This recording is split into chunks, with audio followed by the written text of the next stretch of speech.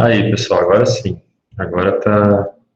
Por favor, coloquem de novo aí os nomes para que eu tenha o registro aqui de vocês.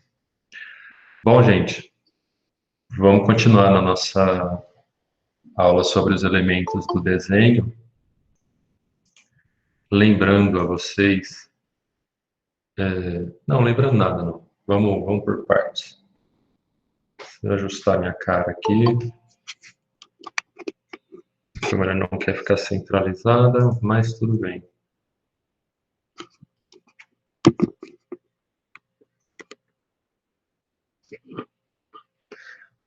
Deixa assim, né? Então, eu falei com vocês nas últimas duas aulas sobre proporção e perspectiva. Esses elementos, como eu falei, né, aliás, antes disso ainda, o que a gente tenta com esses elementos, com esses quatro elementos, dos quais eu vou mostrar mais dois hoje, é representar o mais fielmente possível a realidade. É isso que a maioria das pessoas, ou a maioria das autoridades nas artes, entendem como uma mostra de capacidade e até uma mostra de estética, de um senso estético nas obras de arte. É claro que existem outras obras que não representam a realidade, como o concretismo, como o cubismo, e mesmo os estilos de alguns autores não seguem esse senso de realidade. Se você pensar nas obras do Van Gogh, dificilmente você reconhece ali a realidade. Mas existe um movimento que abriu as portas para todos os outros posteriores, que foi a Renascença, e que nós vamos falar dela mais para frente. E foi graças à Renascença, ou melhor, e foi na Renascença que surgiu essa ideia das questões de proporção, de perspectiva no desenho.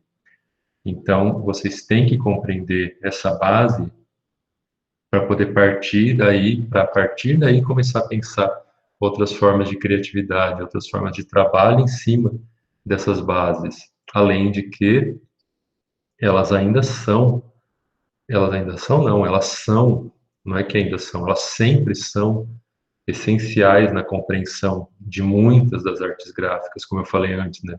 Nos quadrinhos, na fotografia, no cinema.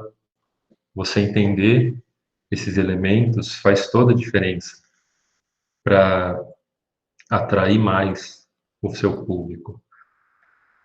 Bom, para começar, e pela última vez, né, falando de perspectiva, porque muita gente ainda não entendeu, e eu estou falando assim de todas as. Agora juntando todas as turmas, né? Mas eu trouxe aqui uma foto que vai ajudar bastante. Deixa eu abrir ela aqui.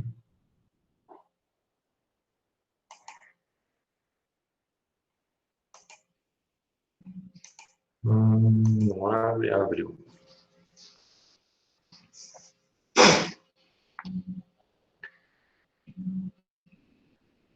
Pessoal, tá aparecendo para vocês aí uma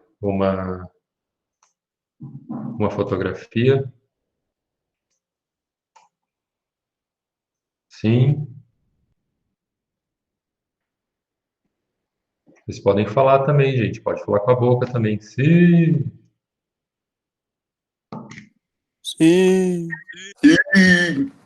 Sim. Muito bom. Então, pessoal, essa aí é uma foto da minha casa.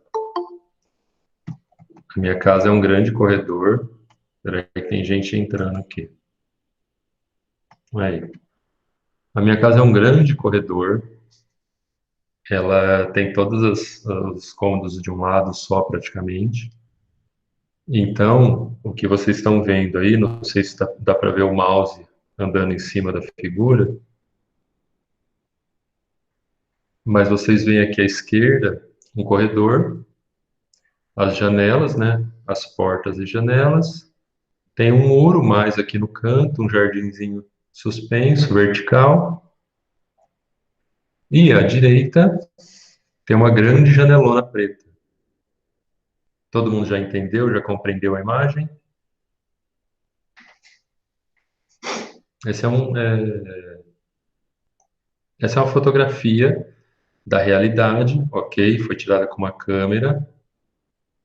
E essa fotografia, na verdade, já tem meses essa foto, né? Eu tirei ela no verão. Acho que dá para perceber pela sombra do sol aí, bem vertical.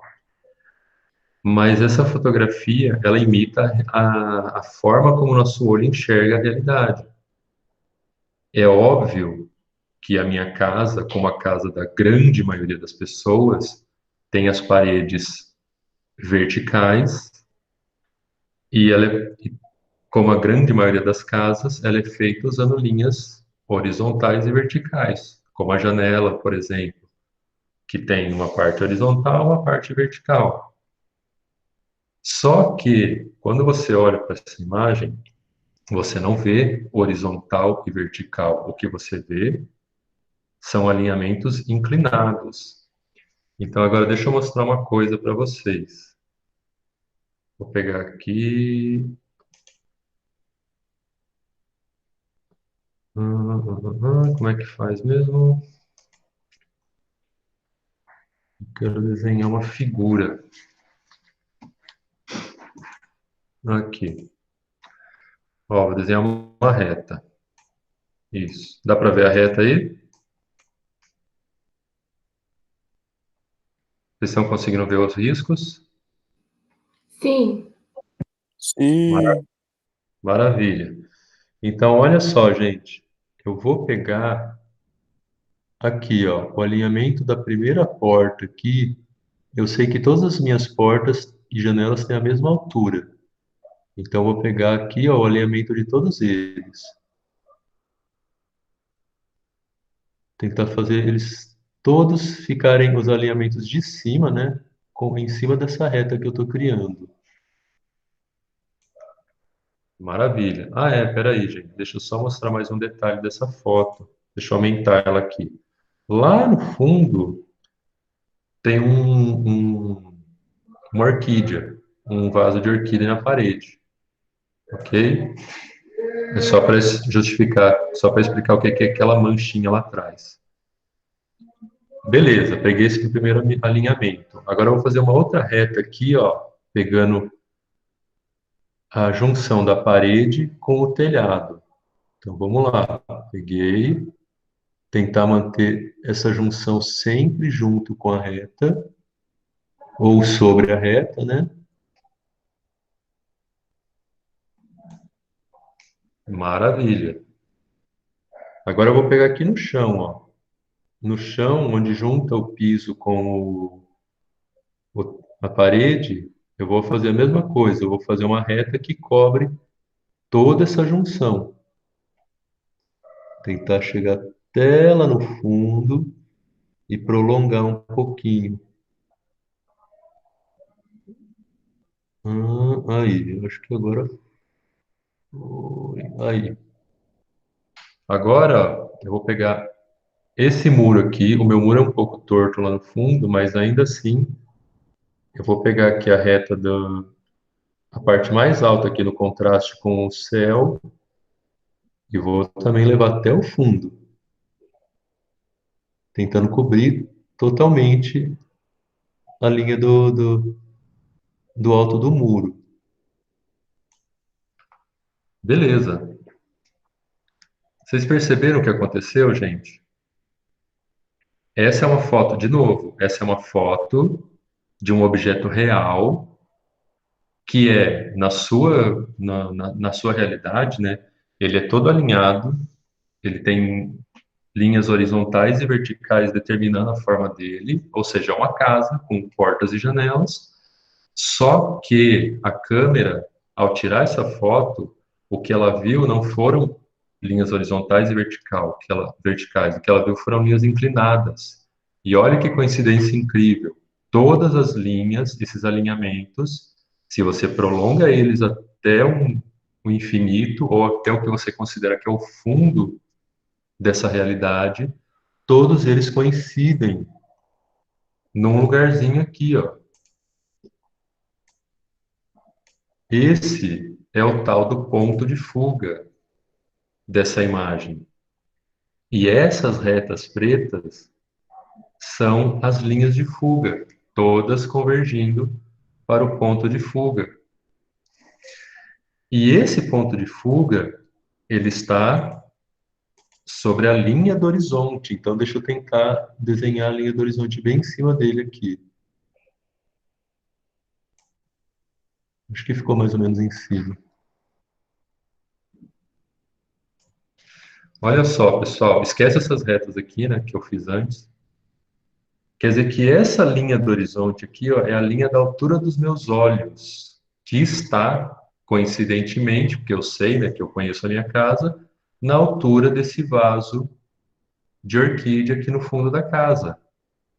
Então percebam, pessoal, o que eu estou tentando mostrar para vocês, que a técnica da perspectiva não é só, como muitos fizeram, fazer um monte de linha torta. Ah, vou fazer uma linha torta aqui, fazer uma linha torta aqui, pronto. Fazer mais uma linha torta aqui, pronto. Assim eu fiz a perspectiva. Não, não é isso, gente. Todas as linhas inclinadas do seu desenho têm que convergir para um único lugar, que é o ponto de fuga. Se você fizer desse jeito aqui, ó, você vai ter 1, 2, 3, vai ter trocentos pontos de fuga. E não é isso. Só pode haver um ponto de fuga, ou no máximo dois, como dá para perceber aqui nessa janela da direita. Ó. Se eu pegar esse cantinho aqui, fizer a mesma... Ops, peguei a figura errada.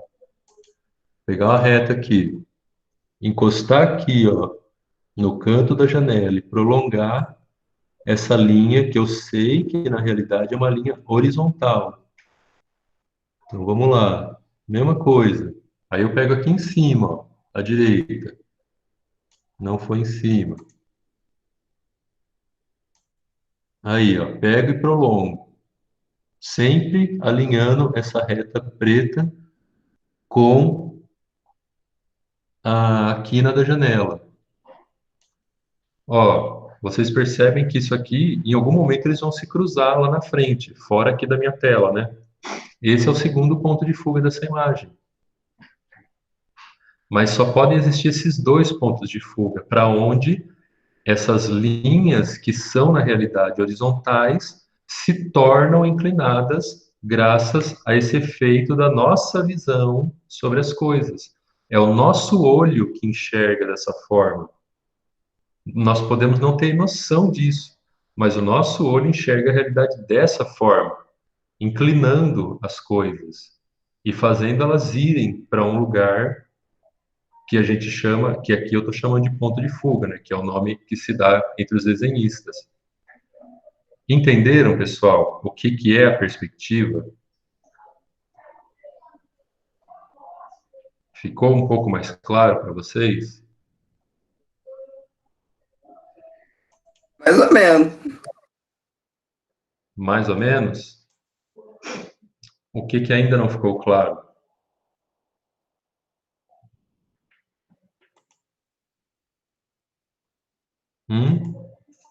Não sei. Tô pensando aqui. Lembrem-se disso, ó. Qualquer imagem, ou seja, uma coisa 2D, bidimensional, que esteja representando uma coisa 3D, ela carece, ela não tem a questão da profundidade. Não tem como você representar numa imagem, numa folha de papel, uma casa, porque não tem a tridimensionalidade ali. Como é que você imita essa tridimensionalidade? E mesmo o seu olho. O olho humano não está formando uma imagem tridimensional dentro do seu olho para representar a realidade. O que está se formando é uma imagem bidimensional. Não, dá para entender sim, só que o problema é na hora de fazer. Ok. É verdade, faz sentido. Ok, o problema é na hora de fazer, mas é só seguir o processo inverso. A técnica da perspectiva é justamente o processo inverso. Aqui, ó, o que eu fiz na hora que eu construí essas retas? Eu peguei um objeto pronto, que é a casa, peguei as retas e mandei ela para um lugar. Ao mandar essas retas, esses alinhamentos dessas retas para um ponto, surgiu o ponto de fuga. Então, o que vocês têm que fazer é o processo inverso. É vocês partirem, cadê a imagem? Partirem do ponto de fuga e da linha do horizonte e criarem tudo mais. Imagine essa operação ao contrário. Ó. Eu já tinha essa linha do horizonte e tinha esse ponto de fuga. A partir daqui, eu vou traçar essas retas pretas e a partir dessas retas pretas, eu vou fazer essa reta aqui dessa porta, aí a outra reta da outra porta, aí essa retinha aqui da janela, aí a outra reta aqui que vai determinar a janela, aí aqui, ó, eu tiro um ponto de fuga e alinho com essa parte da janela, mesma coisa para a janelinha ali do fundo, e aí você vai construindo. Aí aqui eu também pego um outro ponto, é que eu já não vou conseguir mexer aqui, que tá cheio de coisa em volta aqui. Deixa eu tentar. Aí eu pego aqui uma outra linha, ó, e puxo para cá, porque eu sei que aqui vai ser o limite do corredor, a junção do corredor com o muro, aliás. Vocês perceberam? É só fazer o caminho contrário do que eu fiz aqui, ao mostrar para vocês. Fazendo esse caminho contrário, criando essas balizas, a partir disso, vocês criam o seu elemento que vai imitar a realidade. Mesma coisa aqui desse lado, à direita.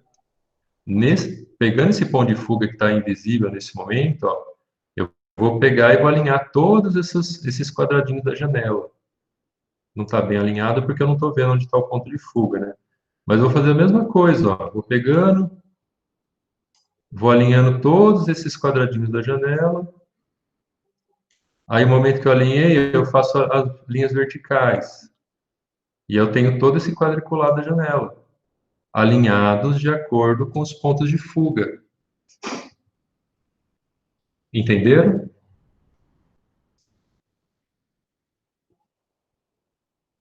Sim?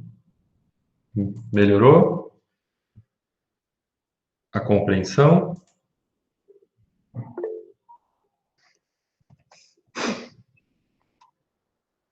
Bom, gente, eu Sim. espero que a maioria agora tenha compreendido o que é, para que serve isso. É tão somente uma forma de representar a realidade. Por que isso ficou roxo? Bom, não importa. Muito bem, então chega de falar de perspectiva, agora a gente vai falar de mais dois elementos que fazem parte da representação da realidade nas obras artísticas, especialmente falando do Renascimento, mas, como eu falei, elas valem para tudo, elas valem para os quadrinhos. Lembra aqueles quadrinhos de super-heróis? Que vocês veem aquela cidade enorme num quadrinho, sim, por exemplo, o Homem-Aranha passando de um prédio para o outro, aí mostra os prédios enormes não, né? Mostra uma visão superior dos prédios, assim, e o Homem-Aranha, o Super-Homem voando entre eles lá. Aquilo lá foi feito com perspectiva. Mas então, vamos agora falar de sombreamento e composição. Esses são os dois outros elementos que a gente vai falar que fazem parte dessa representação da realidade. O que vocês estão vendo aí, pessoal? O que está aparecendo para vocês aí?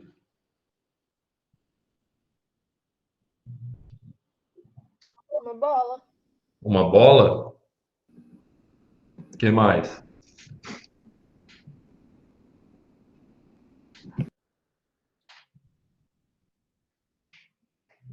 É uma bola ou um círculo? É uma esfera ou um círculo?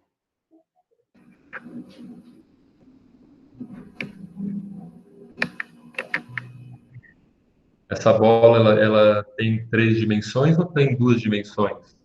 Não, tem duas. Né? É um círculo, né? Mas parece o quê?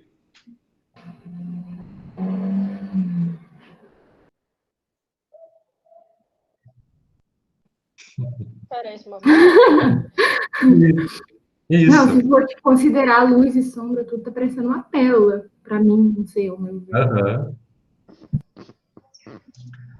Isso, mas esse foi o objetivo. Quando se criou esse jogo de contrastes entre claros e escuros, porque o que nós temos aqui é isso, é um círculo, e esse círculo está pintado com partes mais claras, ou sem pintar, né, supondo que seja uma folha branca, e partes escuras. Só que esse jogo de claros e escuros criou um jogo, criou um bug na nossa cabeça. A gente foi enganado a pensar, a acreditar que isso aqui é uma esfera, que isso aqui é uma pérola, por exemplo.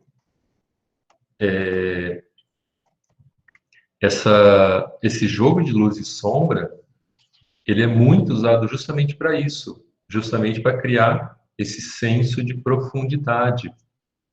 É para isso que serve o sombreamento. Então, nessa imagem aqui, por exemplo, nós temos uma esfera, né? A representação de uma esfera. Mas o sombreamento, ele está em todo lugar. Se vocês olharem no lugar que vocês estão aí agora...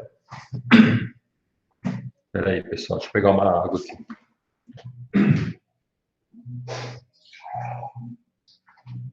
Oi.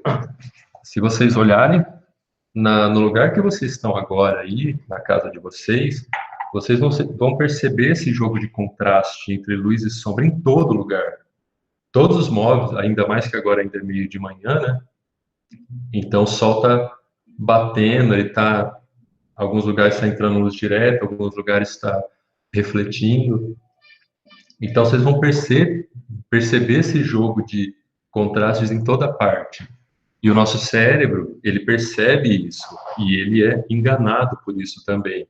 Se você consegue fazer o jogo certo de claro e escuro, de partes brancas e pretas no seu desenho, você também consegue enganar o cérebro a acreditar que isso é uma imagem tridimensional.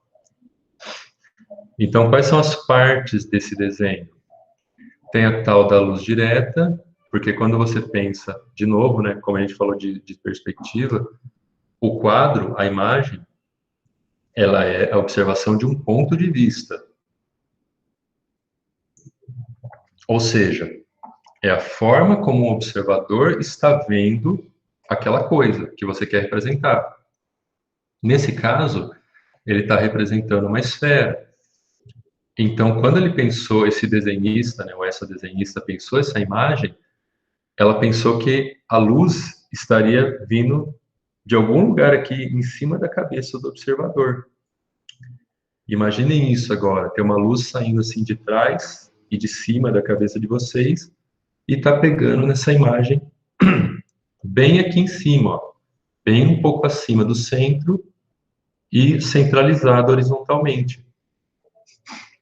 Essa luz, ela cria esse jogo de sombras aqui, né, já que essa parte não está tão iluminada, mas também cria essa sombra no chão. Aqui, ó, a sombra mais forte está aqui embaixo. Oh, meu Deus.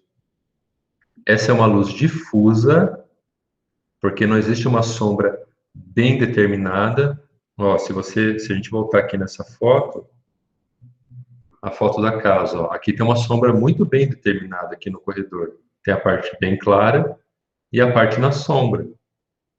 A luz do sol, geralmente, ela é bem determinada, assim.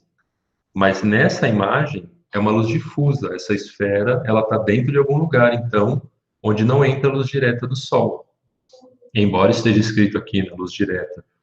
Mas não entra a luz, não é uma luz direcionada igual essa luz dessa imagem. Então, a gente vai ter esse lugar que a gente chama de luz direta, vai ter os meio-tons, que é a gradação, né, até chegar no completo escuro.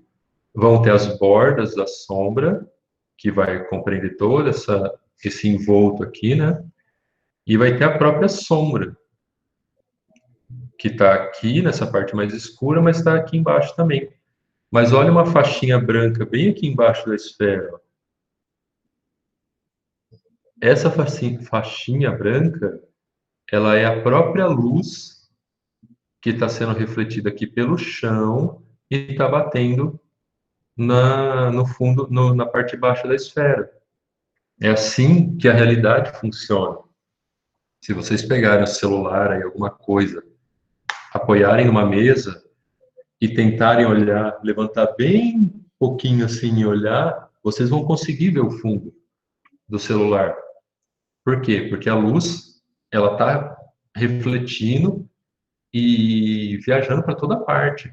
Então, mesmo que isso aqui esteja colado com a mesa onde vocês estão agora, aí, supondo que vocês sejam a mesa, se vocês levantarem um pouquinho, já vai ser o suficiente para que a luz entre e permita ver essa parte.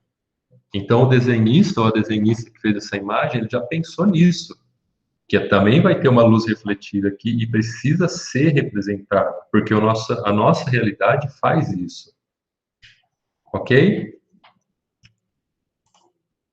Aqui um outro exemplo, ó. Dessa vez, a luz ela está vindo de baixo. Imaginem que vocês estão observando, né? E essa luz agora, ela vem meio que do seu ombro direito. A luz agora nesse objeto, ela está vindo de algum lugar do ombro direito de vocês, atrás ou do lado. Por quê? Ó? Porque a sombra está um pouco mais para a direita, aqui está mais escuro, né? A esquerda está mais escura do que a direita, então quer dizer que esse lado está um pouco mais iluminado, mas aqui em cima, ó, também tem uma sombra. Então esse objeto, ele não está tão iluminado nessa parte, especificamente nessa parte de cima. A maior luz vem daqui, ó, vem para aqui, aliás, vem para cá. Então essa luz, ela deve estar vindo de algum lugar, à direita, embaixo, né, e batendo nesse objeto. Aí cria também uma sombra, né? E cria também a representação aqui da quina. É graças a esse jogo de luzes de contraste, de claros e escuros, que o nosso cérebro simula um jogo de sombras e reconhece esse objeto como cilíndrico. Ok? Tudo bem até aqui, pessoal? Sim! Não! Sim! Sim. Beleza. Então, quando vocês pensarem em sombreamento, preste atenção na realidade de vocês aí mesmo. Tem a direção, tem o lugar de onde vem, né?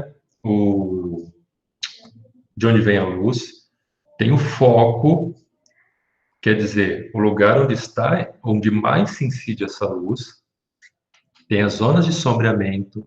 Você também tem que pensar onde essa luz vai refletir, tem que pensar na textura dessa superfície, porque essa textura da superfície pode dar a impressão disso se tornar uma pérola, como eu não lembro mais quem falou, ou pode dar a impressão de ser uma bolha de sabão, que é totalmente lisa e reflete quase que perfeitamente o que aparece,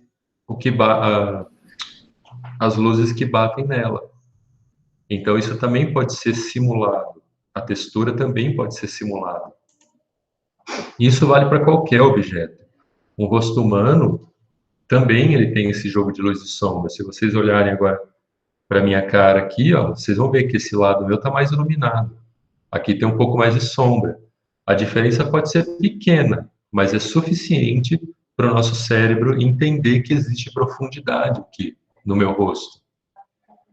Existe um jogo de claro e escuro que faz, conforme eu mexo o rosto, ó, vocês percebem que tem mais luz num ponto, menos luz no outro, e que isso cria uma profundidade no meu rosto, não é uma coisa plana. Uma coisa prática agora sobre sombreamento, né? Quando vocês forem desenhar e usar o sombreamento, tenham cuidado ao fazer... Ixi, esqueci meu lápis, mas tudo bem. Tenham cuidado ao fazer riscos muito pequenos para fazer o sombreamento, pois isso pode não dar o efeito desejado. E também tenham cuidado para não fazer isso, fazer essas camadas umas camadas mais claras atrás, aí você, não ficou bom, eu vou reforçar. Só que aí nessa borda fica estranho, ó. Isso aqui também não engana o cérebro. Então, sempre fazer o lápis inclinado, aqui está a superfície, né? O lápis inclinado e os riscos o mais envolventes possível, dentro do espaço em que você quer criar a sombra, o mais abrangente possível. E no final, depois que você criou, você vai com a ponta do dedo ou com um pedacinho de folha de papel e esfrega em cima do grafite, se você estiver usando grafite, né? Que aí vai dar esse efeito aqui, ó, chamado esfumado. Esse efeito, ele ajuda a deixar mais gradual a sombra, que é o que foi feito aqui, né? Aqui. Ó, é gradual esse efeito. Isso aqui é conseguido com o esfumado, que é essa técnica de passar o dedo para uniformizar o contraste, para uniformizar essa gradação, do jeitinho que está aqui, ó. Que mais? Que mais, pessoal? Alguma dúvida sobre sombreamento? Lembrem-se disso. Olhem, prestem atenção nos objetos em volta de vocês. Todos eles estão refletindo a luz de alguma forma. Seja a luz do sol, seja a luz de uma lâmpada, seja uma luz indireta ou direta. Então, preste atenção nesse jogo e como isso fabrica uma realidade 3D dentro do seu olho, ou dentro de uma fotografia, ou dentro de um quadrinho, ou dentro de um quadro, que são todas coisas 2D. Pensem nisso, observem isso, porque isso ajuda demais também a compreender essas obras, a compreender o que você está enxergando, a ter consciência de como você está enxergando o mundo. Ok? Agora vamos aqui, ó, para o último dos elementos, que é a composição. Quem que é essa pessoa aí, gente? Hã?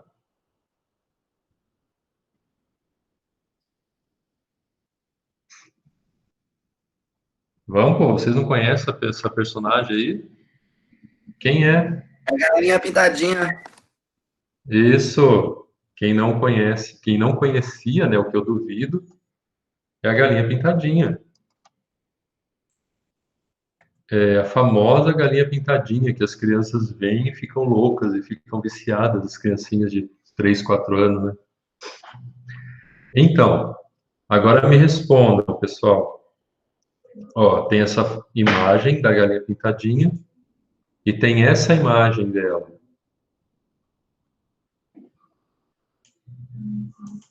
Qual imagem é melhor? Qual imagem agrada mais aos olhos de vocês? A segunda? Por quê? Porque tem mais coisas desenhadas, tem coisa em volta, e parece que o desenho é melhor. O que mais? O que mais, gente? Pensem no que a gente já discutiu até agora.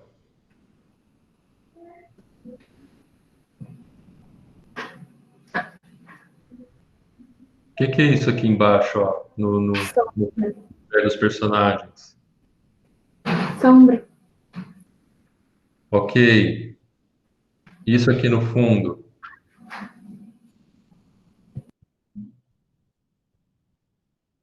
Isso aqui é o que, gente? São os galinheiros. Por que eles estão menores? Por que são pequenininhos esses galinheiros? Por que eles não estão grandes? Isso é o quê? Isso é perspectiva, gente. Isso, alguém falou aí. Agora, por último, por que essa imagem, né, faz mais sentido do que essa imagem? além da questão de perspectiva e sombras.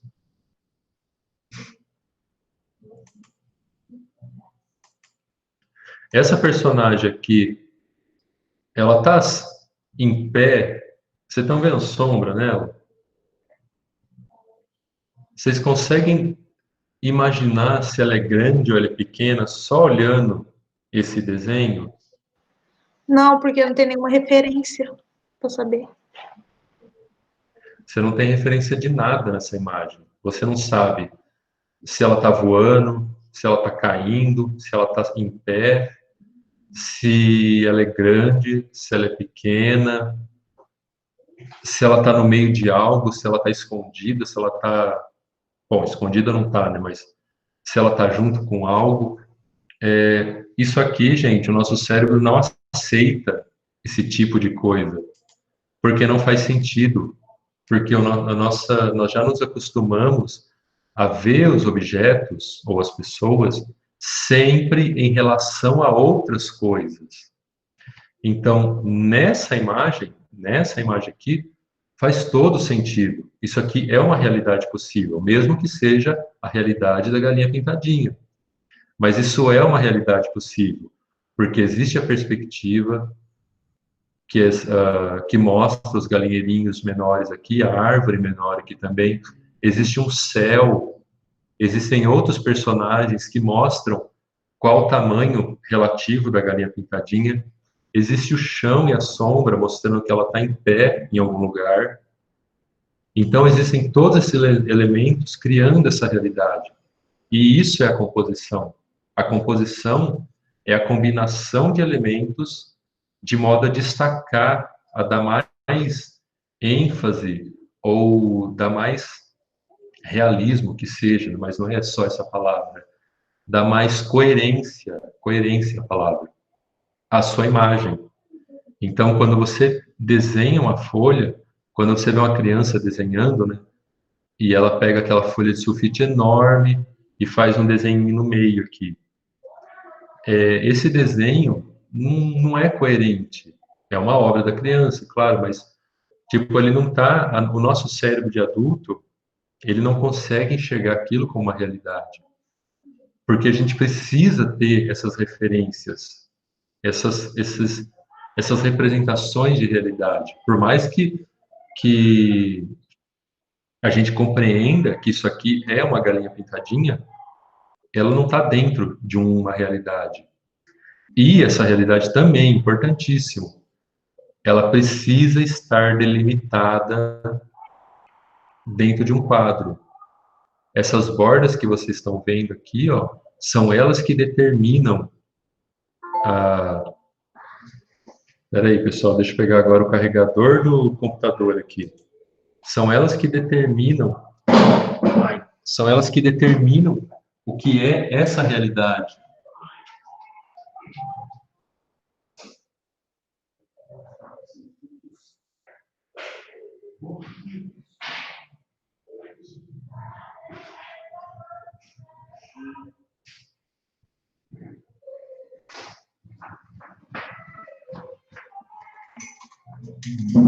Peguei.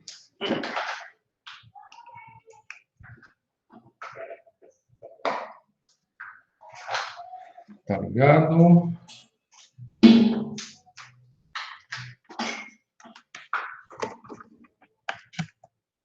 Ai, maravilha. Então, toda imagem, toda representação da realidade, ela precisa estar envolta por um quadro. Moldura de retrato, moldura de foto, não existe à toa. A gente precisa ter esse limite do que está sendo representado, do que é a realidade. A borda, a sua folha de sulfite, o formato de uma folha, ela determina o tamanho daquela realidade que vai ser representada ali. Isso é importante também na composição. A sua composição pode ser feita numa folha vertical, pode ser feita numa folha horizontal, pode ser uma folha grande, pode ser uma folha pequena, mas ela precisa estar delimitada e precisa ter mais de um elemento, no mínimo 2 elementos. Vamos explicar melhor isso, ó. Aqui nós temos 3 imagens, vocês estão vendo aí, né? Aqui a gente tem a imagem da esquerda, que mostra 3 objetos, uma mulher, um abajur e uma porta.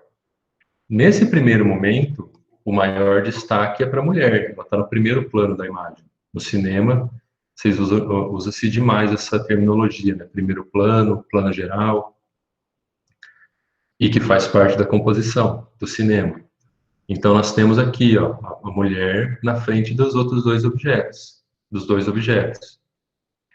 Nessa segunda imagem, na imagem do meio, o que nós temos é a mulher entre o abajur e a porta. Ela continua sendo destaque aqui, mas já mudou a relação das coisas. E o abajur e a porta ajudam a gente a saber o tamanho dessa mulher, a altura dela. Ajuda a implementar, nos dá uma informação a mais de realidade sobre o que é essa mulher. Nessa terceira imagem, muda-se radicalmente o ponto de vista. Agora, o abajur está ocupando o primeiro plano. Aliás, aqui já tem um close, né, do abajur. E esse close, mas não deixa de haver, aliás, um destaque para a mulher aqui, ó, já que todo esse espaço claro em volta realça o vestido escuro dela.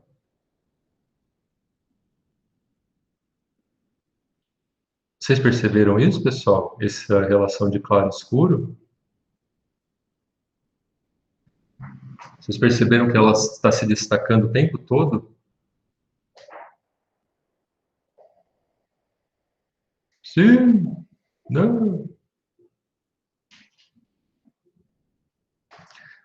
Tem alguém aí? Sim.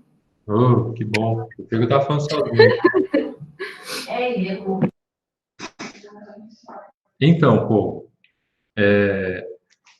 nessa relação, nessa composição, nós temos 3 elementos. E a mulher sempre vai ser maior destaque. Mesmo ela estando na frente, no meio ou atrás. Porque o nosso cérebro, mais uma vez, ele estabelece prioridades entre coisas, entre contrastes, entre coisas que se relacionam.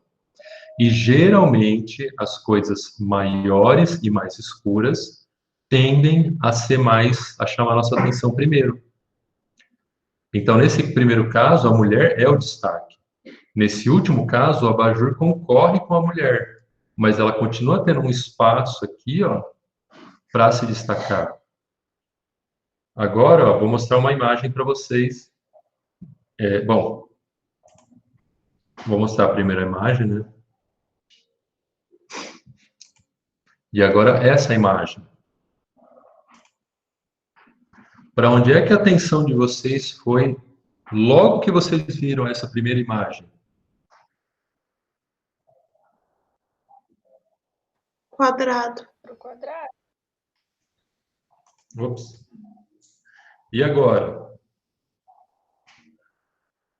O círculo. Quadrado. Ok. Mas a maioria, no primeiro instante, imediatamente olhou para o quadrado. Isso realmente, na hora.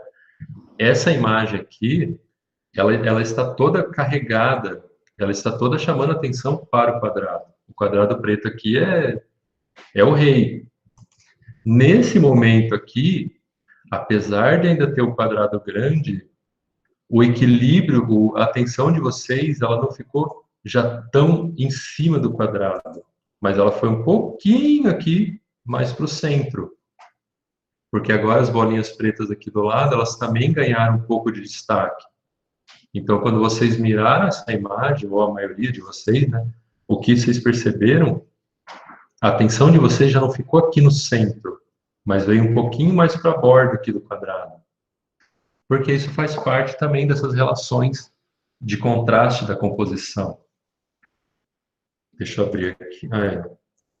Quando nós temos numa imagem objetos grandes e pequenos, os objetos grandes vão tender a chamar mais atenção.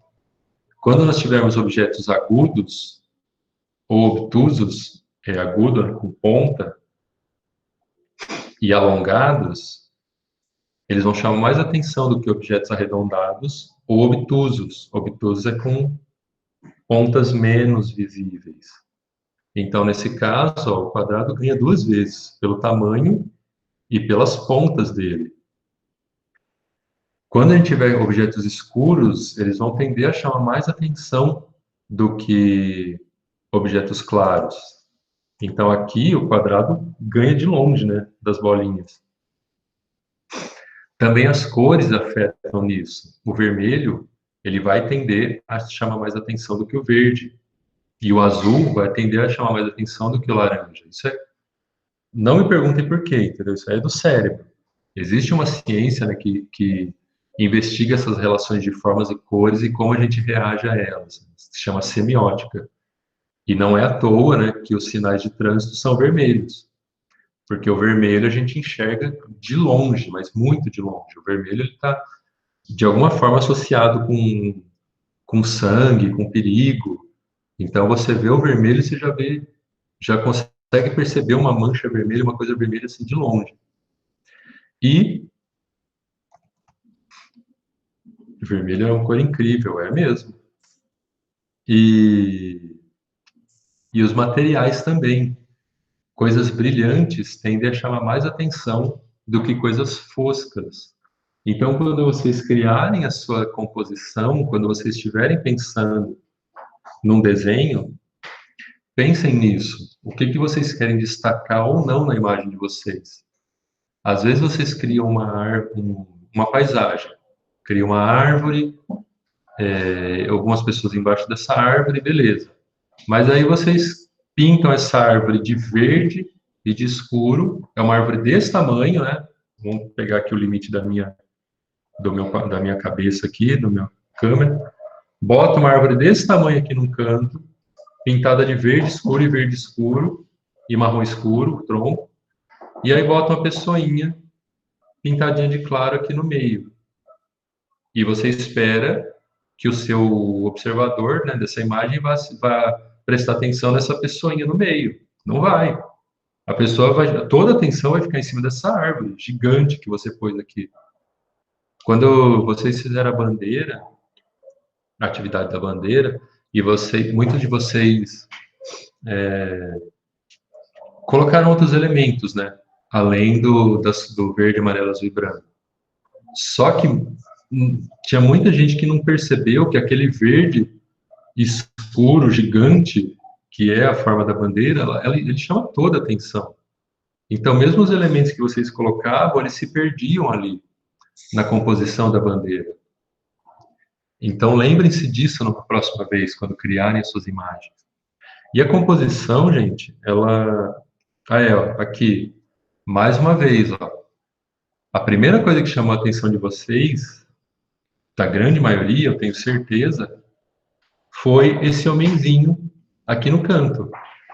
Por quê? Porque ele tem uma cor escura que contrasta com o restante e ele ainda está num lugar favorável para ele, num lugar que permite esse contraste. Então, a maioria aqui, eu tenho certeza que a primeira coisa que viu foi isso. Depois se tocou de que ele estava mirando com um cavalinho e entendeu a cena toda. Tudo bem até aqui, pessoal? Por enquanto? Sim? Sim. Então, prestem atenção nisso, gente, na hora de pensar a composição de vocês, na hora de pensar os próximos desenhos, mas não só na criação, mas também na contemplação, na observação dos desenhos. Olhem em volta de vocês agora, embora a realidade não é feita para chamar tanta atenção, né? Pensem, então, no cinema. O cinema é um lugar incrível para composição. Você tem o quadrado, né, que é a tela, e aí a pessoa, o diretor, geralmente é o diretor que cria as imagens, ele bota assim o foco, ele vai trabalhar com a sua observação, ele vai trabalhar com o jogo do diretor é chamar a sua atenção para o elemento certo na hora certa. Então, Se você está numa cena de ação em que dois personagens estão brigando ao longe, o que vai ter destaque? O que vai ter destaque são os personagens brigando. O diretor vai ter que trabalhar de alguma forma para o seu olho ir imediatamente para esses dois personagens. Se for uma cena de suspense, aí muda a composição. Aí você vai ter a cara da pessoa, vai estar bem no centro, né? E aí a pessoa começa a ouvir um barulho estranho, aí começa a ver aquela música, né? E aí começa o foco, a câmera começa a ir para o rosto da pessoa, então começa e você arregala o olho, e o personagem arregala o olho, assim, e tipo, ai meu Deus, vai acontecer alguma coisa. Tudo isso faz parte da composição, pessoal. No cinema é muito mais complexo, porque você também tem a trilha sonora, né? Então esse aproximando o rosto da pessoa, ele trabalha dois elementos de você, que é o olhar e a audição. Então a composição, bom, resumindo, né, o que eu tentei falar até agora é isso, a composição, ela é fundamental para que você entenda o que você está enxergando, para que você acredite, melhor dizendo, no que você está enxergando, na sua realidade, na realidade que está sendo mostrada naquele quadro que você está vendo. E qualquer bom ou razoável artista sabe disso. E aí não vai fazer algo como isso. Vai criar algo mais elaborado. Tudo bem até aqui? Um outro exemplo de composição. Conforme você vai... Conforme essa primeira imagem, ela é complicada em termos de composição. Porque tem muitas formas, tem muitas cores, está tudo espalhado. Para onde você olha aqui? O que chama a sua atenção primeiro? É complicado aqui você dizer o que está chamando a sua atenção. Quando você diminui a quantidade de formas e cores, já começa a se delimitar, a se definir o que você vai olhar. E lembrando sempre de novo, que a sua imagem não é só o que você desenhou. A sua imagem, o que você está olhando, é todo esse quadro.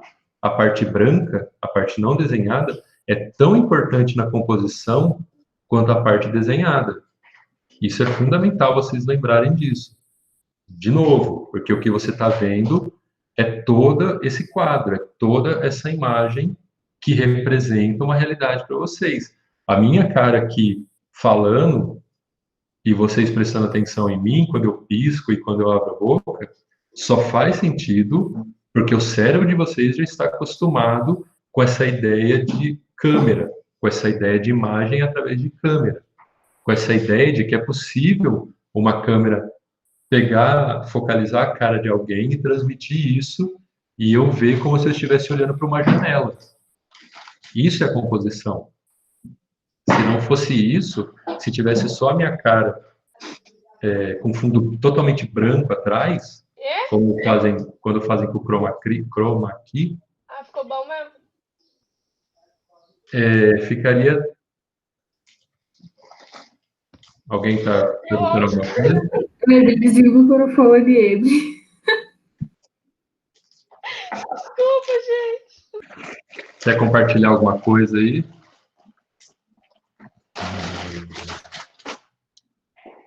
Então, só faz sentido por causa da composição, porque tem os elementos que justificam essa forma de se enxergar o mundo. Mas mais importante, né, do que essa ideia do cérebro, o mais importante é vocês terem isso em mente, ó, que é preciso pensar os elementos dentro de um quadro. Por último, para falar de composição, tem as formas de composição, tem os modos como os objetos que você quer chamar a atenção podem ser organizados numa cena. Na fotografia e no cinema, uma composição muito comum é essa primeira aqui, ó, que chama a regra dos terços. Vocês estão conseguindo ver as linhas horizontais e verticais? Eu não sei se a imagem está grande para vocês aí. Dá para ver, pessoal? Dá sim. Ah, maravilha. Então, na fotografia, essa regra de composição é muitíssimo utilizada. Aquelas fotografias que vocês olham e falam, olha que linda! Nossa, como a pessoa consegue fotografar tão bem? Não, não é que ela consegue fotografar tão bem, é que ela sabe onde posicionar os objetos dela na foto. Lógico que também tem um olho, né, de fotógrafo. Mas uma dica extremamente simples é essa. É você saber onde colocar os elementos na foto. E essa composição dos terços, ela ajuda nisso. Onde é que você vai focar? Onde é que o olho humano vai olhar primeiro? Num desses 4 pontos que aparece aqui, ó. Então, se você puser o rosto de uma pessoa num desses cruzamentos e o rosto da outra pessoa em outro desses cruzamentos, vai ficar esteticamente agradável, vai fazer mais sentido para o observador. Essa cena, ela fica mais plausível, mais realista para um observador, seguindo essa regra dos terços. Preste atenção nisso agora quando vocês virem fotografias profissionais, como é que os elementos estão arranjados. Provavelmente, se vocês traçarem essas linhas horizontais e verticais, vocês vão perceber que os elementos estão dentro desses cruzamentos. Os elementos que se quer dar destaque na imagem, claro. Outra forma de composição é a simetria. Então, aí você repete os elementos, você duplica os elementos, gerando uma forma de simetria entre eles. Como vocês estão vendo aí na segunda figura. Nesse caso, a simetria se deu com 2 corpos, né? 2 pessoas deitadas, numa cena de piquenique. Outra forma de composição é através do uso de figuras geométricas para dispor, para organizar os elementos que você quer que tenha atenção. Então, por exemplo, aqui, ó, você tem a cabeça de uma pessoa num ponto, a cabeça de outra pessoa no outro ponto, e o objeto, e um objeto qualquer no terceiro ponto de um triângulo. Isso é uma forma de composição também que ajuda a organizar dentro do cérebro do observador a dinâmica da imagem, ajuda a organizar o que está sendo apresentado ali. Também, ó, mais um uso de triângulo aqui, um triângulo com simetria dessa vez, porque você tem a disposição do triângulo, né, posicionando as cabeças dos personagens, mas você também tem um jogo de simetria, um personagem de um lado, um personagem do outro lado. Então, eles formam aqui um jogo que o cérebro ele entende como mais estético, mais agradável. Ainda você tem a composição através de repetição e destaques. Então, nesse caso aqui, ó, a repetição é o corredor e as portas. Lembrando de perspectiva agora, ó, essa imagem aqui representa um corredor e alguém vindo lá do fundo. Essa forma orgânica nessa imagem, e também, ó, tá aqui próximo desse terço, ó. Olha aqui o terço. Então, essa forma orgânica, a forma alongada, ela vai também chamar mais atenção. O corpo humano ele tem várias formas alongadas, né? Então, vai chamar mais atenção do que essa repetição sem fim aqui de linhas. E uma última forma bem complexa de composição é a relação dourada, que se faz através dessa espiral aqui. Mas a relação dourada eu não vou explicar para vocês, porque é muito complicado, é muito chato. Funciona muito bem o nosso olho, nós tendemos a enxergar relações nas coisas, né? E a relação dourada é uma dessas formas de se enxergar a realidade, que é, não sei se vocês já ouviram falar no número φ, o número 1,618, é ele que determina essa relação dourada, e ela também é usada no cinema, nos quadros, nas pinturas, nos quadrinhos, e ela também é usada para organizar os elementos dentro de uma cena. Mas vocês pesquisem, vocês procurem aí o que é a relação dourada, o número dourado. E vocês vão descobrir melhor como isso trabalha com composição. Bom, pessoal, isso. É isso a nossa aula. Eu me alonguei um pouquinho mais aqui, mas ainda estamos dentro do horário. Entenderam, gente? Alguma dúvida sobre composição?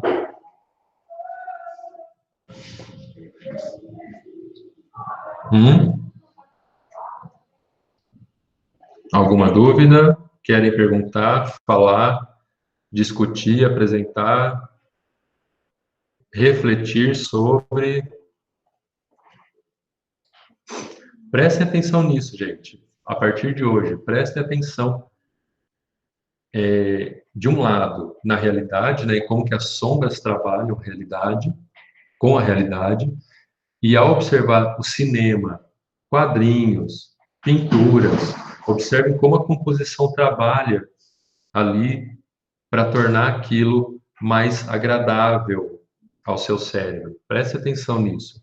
Esses 4 elementos que a gente falou aqui, proporção, perspectiva, sombreamento e composição, eles estão em todo lugar, todas as obras, mais ou menos, em maior quantidade ou menor quantidade, mas elas estão lá. Então, comece a prestar atenção nisso. Todo mundo pôs seu nome aqui, gente, na lista? Aqui no chat. Quem não colocou, coloque logo, porque eu vou terminar a gravação já já. E é isso, gente. Muito obrigado novamente. Boa semana para vocês. Bom feriado, né? Tem mais um feriado essa semana. Quarentena feriado eterno. Oi? 1º de maio. Quarentena feriado eterno. É verdade, quarentena é um feriado eterno. Mas, de qualquer forma, vocês não terão, pelo menos, né? Exijam isso dos professores, dos outros professores, que não deem matéria para vocês fazerem. Não deem aulas no dia 1º. Mas é isso, gente. Muito obrigado. E até mais para vocês aí. Boa semana. Até mais. Tchau, até mais. Tchau. Tchau.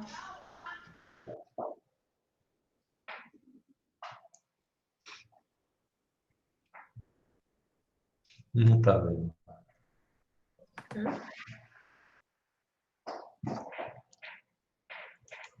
Não apareceu. Agora apareceu. Deixa eu desligar. Tchau, pessoas.